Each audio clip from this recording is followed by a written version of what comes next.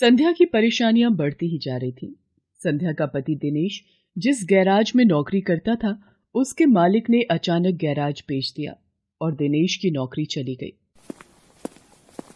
पिछले 2 महीने से रोजाना दूसरी जगह नौकरी ढूंढने जाता हूं, पर सब जगह पहले से ही नौकर काम कर रहे हैं।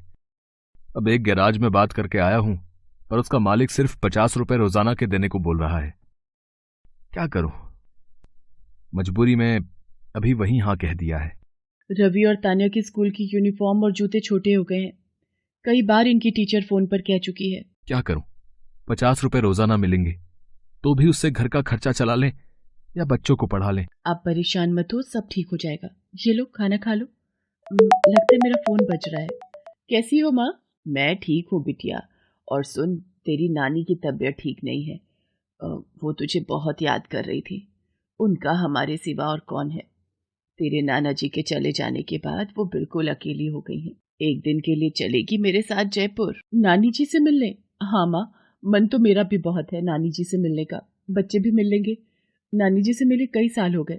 रवि जब हुआ था तब उन्होंने आना था, पर किसी कारण वो आ नहीं पाई थी। माँ, मुझे याद है मेरा और भैया का तो सारा बचपन नानी जी के घर ही बीता था। आपको याद है माँ, जब एक बार मैं नानी जी के घर गई हुई थी?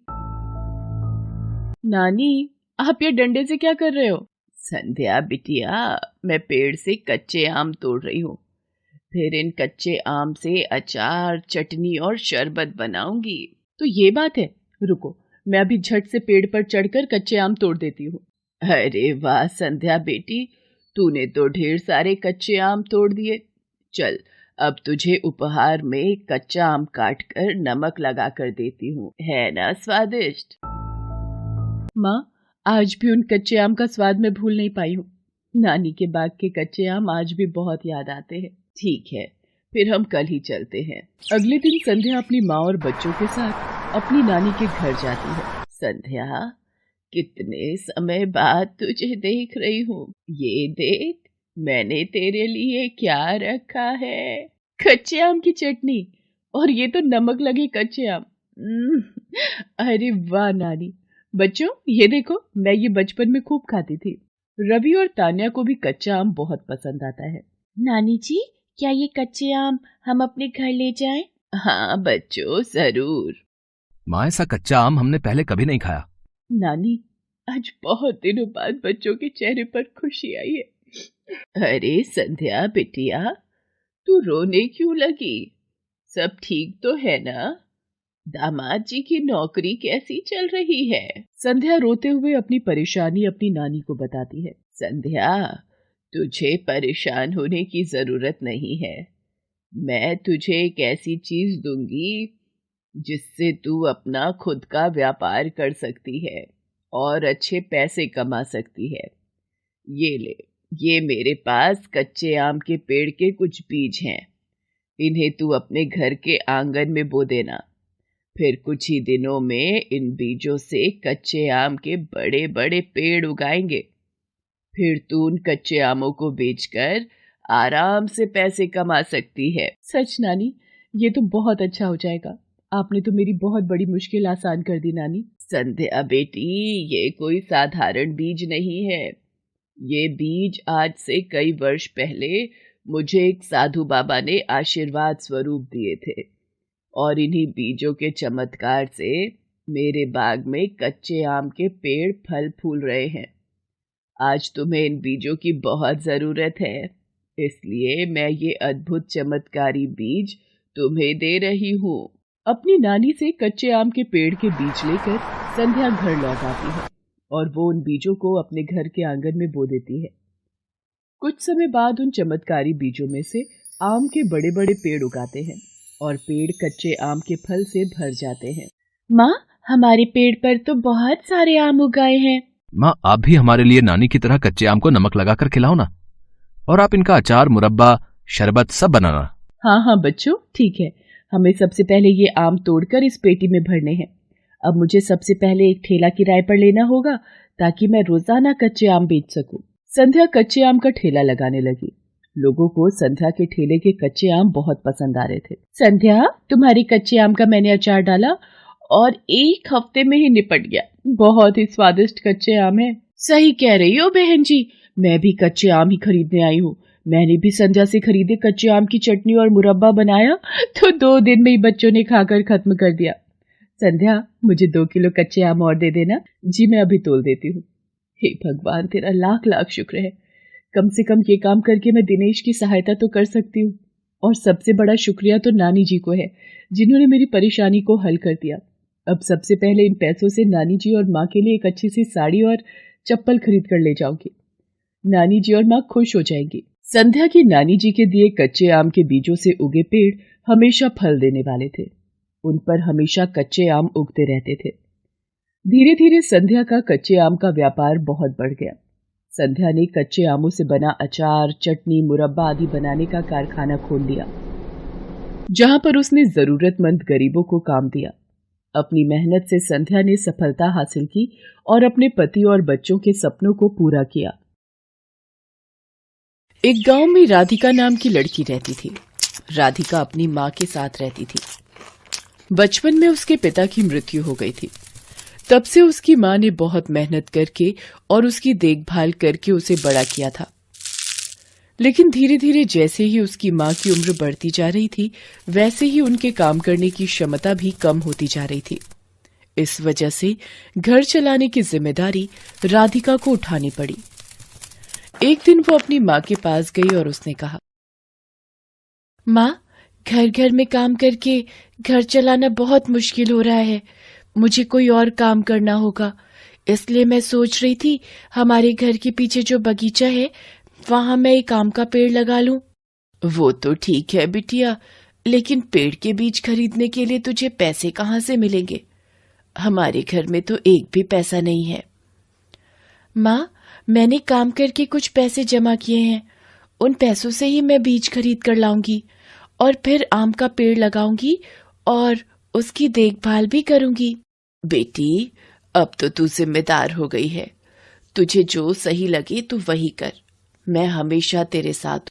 अपनी माँ की बात सुनकर राधिका को बहुत अच्छा लगा और अगले दिन ही वो शहर से आम के बीज खरीद कर लाई और वो बीज अपने बगीचे में लगाने के बाद उसने बीज को पानी दिया और वो रोज उस बीज की बहुत देखभाल करती है। कुछ दिनों बाद आम का पेड़ बड़ा हो गया और कुछ महीनों बाद उन पेड़ों पर आम भी आ गए। ये देखकर राधिका को बहुत अच्छा लगा। ऐसे ही एक दिन राधिका आम के पेड़ों को पानी देने के लिए बगीचे में गई। वहां जाकर जैसे ही आम के पेड़ में पानी डाला, आम के पेड़ के नीचे एक जादूगरनी सो रही है और उसने उसके ऊपर पानी डाल दिया। कौन है तू लड़की? तेरी हिम्मत कैसे हुई? तूने मेरे ऊपर पानी डाल दिया। तूने देखा नहीं मैं यहाँ सो रही थी? जादूगरनी, आप मुझे माफ कर दीजिए। मैंने आपको नहीं देखा था। मैंने जानबूझकर आपके ऊपर पानी नहीं डाला। ये मेरा बगीचा है। मैं तो पेड़ों को पानी दे रही थी।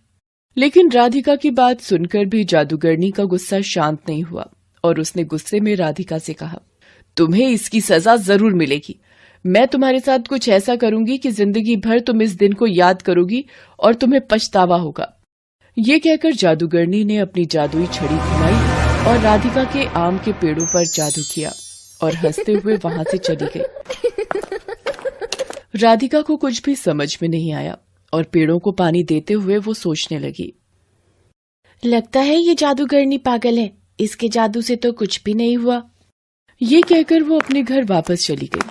अगले दिन वो सुबह जब पेड़ों को पानी देने वापस आई तो उसने देखा कि आम के पेड़ के सभी आमों में कीड़े लग गए हैं और सभी आमों पर काले काले धब्बे आ गए हैं।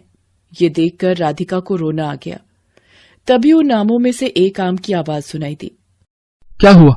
अपनी ऐसी हालत देखकर बुरा लग रहा है। कल तो तू सोच रही थी कि तुझे कुछ भी नहीं होगा। मुझे पता है तुम जादूगरनी का जादुई आम हो। माफ कर दो आप मुझे माफ कर दो। मैंने बहुत मेहनत करके आम का बगीचा बनाया है। अगर ये आम नहीं बेच पाई तो मैं रास्ते पर आ जाऊंगी। जब तक मैं इस बगीचे में हूं तब तक इस बगीचे में एक भी आम सही नहीं रहने दूंगा। अगर तूने मुझे हटाने के बारे में सोचा भी तो मैं तेरे घर को आग से जला दूंगा। उस घमंडी आम की बात सुनकर राधिका को और भी ज्यादा बुरा लगने लगा। उसने अपनी माँ को जाकर सब कुछ बताया। ये सुनकर उसकी माँ ने उसे कहा, बेटी, इसमें तुम्हारी कोई गलती नहीं है। तुमने जानबूझकर उस जादूगरनी के साथ कुछ नहीं किया था। वो शैतान जादूगरनी थी, इसीलिए इतनी सी बात की वजह से उसने तुमसे बदला लिया है। लेकिन माँ, सारे आम के बाहर काले धब्बे आ गए हैं। मैं उन सभी आमों को कैसे बेचूंगी? और अगर मैं आम नहीं बेच पाई तो घर कैसे चलाऊंगी? जो आमों में काले धब्बे आए हैं वो दिखने में जरूर बदसूरत से हैं, पर खाने में बहुत स्वादिष्ट हैं। तुम उन फलों को लेकर बाजार जाओ और बाजार जाकर उनको बेचने की कोशिश करो, शायद बिक ही जाए। ये सुनकर राधा बगीचे में जाकर आम को तोड़ने लगी। ये देखकर वो घमंडी आम हंसने लगा और उसने राधिका से कहा, तुझे ये क्या लग रहा है, ये खराब आम ले जाकर बाजार में बेच पाएगी? तू तो बहुत पागल और बेवकूफ लड़की है। लेकिन राधिका ने उस आम की बात नहीं सुनी और वो सभी आमों को लेकर बाजार चली गई। बाजार जाकर कुछ दुकानदारों के पास गई ताकि उनको अपने बगीचों के आम दिखा सके। एक दुकानदार ने राधिका से कहा, तू पागल है क्या? हम ऐसे सड़े हुए आम खरीदेंगे? तू हमें बेवकूफ बनाने आई है। लेकिन मेरे आम तो बाहर से दिखने में खराब है, लेकिन ये खाने में बहुत ही स्वादिष्ट है। आप इन्हें एक बार खरीद कर देखिए। आम दिखने में ही खराब है तो इसे देखकर कौन खरीदेगा? तू यहाँ से निकल, अब ये आम कोई नहीं खरीदेगा। ये कहकर दुकानदार ने राधिका को वहां से भगा दिया। चलते चलते वो एक जंगल में पहुंच गई और बहुत थक गई थी। इसी कारण एक पेड़ के नीचे थोड़ी देर के लिए बैठ गई। सब बर्बाद हो गया, सब खत्म हो गया। मेरी किस्मत ही खराब है। ये सोचकर रोते हुए वहां से आगे बढ़ने लगी। तभी थोड़ी दूर पर एक व्यक्ति मिलता है जो कि जमीन पर गिरा पड़ा होता है। ये देखकर लगता है ये साधु बाबा बेहोश हो गए हैं। मुझे इन्हें पानी पिलाना होगा, नहीं तो ये ठीक नहीं होंगे। ये कहते हुए राधिका भागते हुए नदी के किनारे गई। साधु बाबा के लिए एक लोटे में जल लेकर आई और जैसे ही राधिका ने साधु बाबा को पानी पिलाया, तुरंत ही साधु बाबा को होश आ गया।